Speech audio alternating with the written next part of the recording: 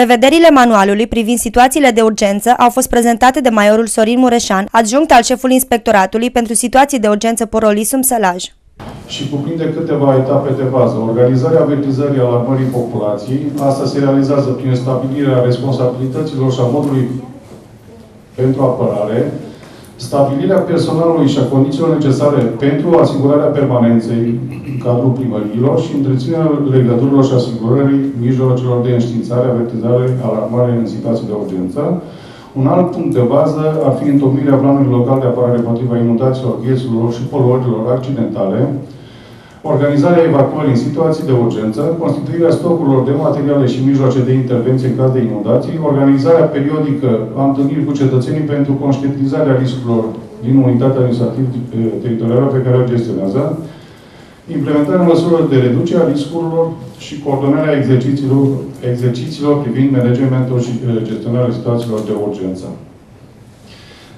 Toate aceste măsuri se pot realiza prin întreținerea corespunzătoare a șanțelor, deci partea preventivă și rigorilor de scurgere a apelor pluviale, îndepărtarea materialului lemnos și a deșeurilor din albile cursurilor de apă, ancorarea materialului lemnos depozitat pe versanți acolo unde există exploatări forestiere, stabilirea responsabilităților pentru avertizarea populației din satele aparținătoare, întocmirea planului local de apărare împotriva inundațiilor, cu asistența tehnică a specialiștilor din cadrul SGA, și întărirea colaborării cu specialiștii din sistemul de gospodărire a apelor prin atribuirea funcției de agent de inundații față de cel vechi. Aici apare diferența. Șeful Serviciului Voluntar pentru Situații de Urgență de la nivelul comunei este și agentul de inundații.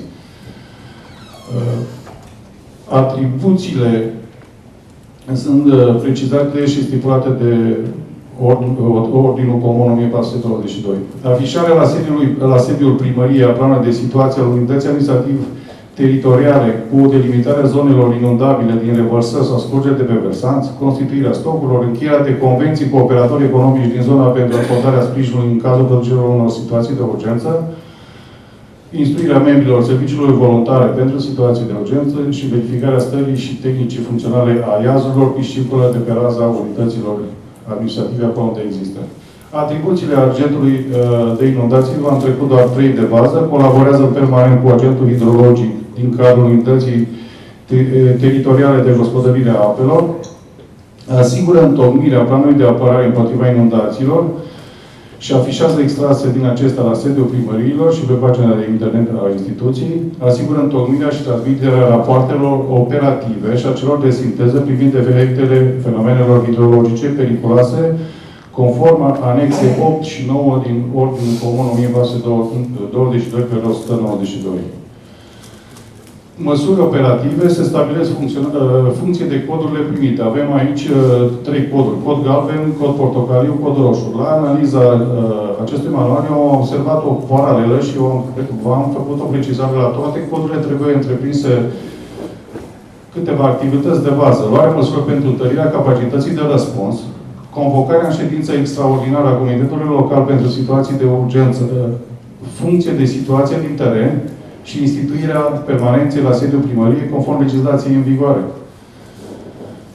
Măsuri operative, transmiterea avertizărilor hidrometeorologice cu prioritate către cetățeni, eliminarea blocajelor cu plutitori și ghețuri din zona podurilor, supravegherea permanentă a cursurilor de apă, interzicerea efectuării de breșe în diguri în vederea inundării dirijate pentru salvarea unor zone locuite, fără aprobarea Comitetului Ministerial pentru situații de urgență din cadrul Ministerului Mediului și Schimbării Climatice, întocmirea și transmiterea rapoartelor operative.